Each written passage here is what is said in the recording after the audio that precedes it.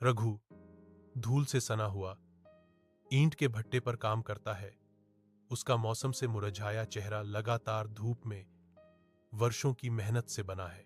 कठिनाई के बावजूद वह गुड़िया की ओर मुस्कान बिखेरता है, क्योंकि वह उसकी ओर दौड़ती है।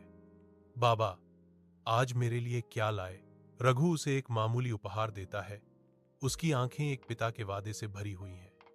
यह लो, नन्ही सी, आज मुझे यही मिला। उनकी आवाज भावना से भरी हुई।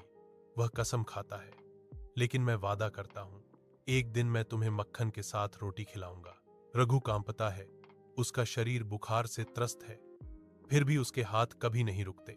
वह कड़ी मेहनत करता है, एक कठोर वास्तविकता से प्रेरित होकर। उसकी बेटी और भूख के बीच केवल आधा पाव रोटी है।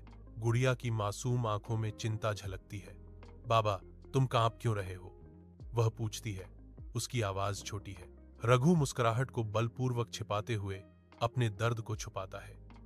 थोड़ा थक गया हूं बेटा, वह जवाब देता है। उसकी आवाज भारी है। उसका प्यार एक ढाल है। पहले तू खा ले, वह आग्रह करता है और थोड़ा सा ब्रेड उसकी ओर बढ़ाता है। उसकी अपनी जरूरतें गौण हैं। उसकी बेटी की भलाई ही उसकी एकमात्र चिंता है।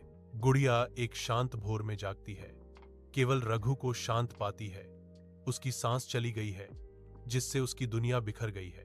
रघु के हाथ में बिना खाया हुआ ब्रेड एक पिता का आखिरी वादा, उनके प्यार का एक स्पष्ट प्रमाण के रूप में पड़ा है।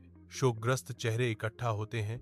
उनकी दुख भरी फुसफुसाहटें छोटे से घर को भर देती हैं। गुड़िया की निराशा गूंजती है। बाबा, अब मैं रोटी नहीं खाऊंगी जब तक आप वापस नहीं आते। गुड़िया रोती है। उसके शब्द भारी हवा को भेदते हैं। गुड़िया के खिलने के 7 साल बीतते जाते हैं। उसकी आंखों में उसके पिता रघु का दृढ़ संकल्प झलकता है। ग्रामीण फुसफुसाते हैं, उसकी छवि में रघु को देखते हैं। रघु की बेटी, कड़ी मेहनत उसके खून में है। ग्रामीण फुसफुसाते हैं, गुड़िया की अथक भावना को देखते हुए।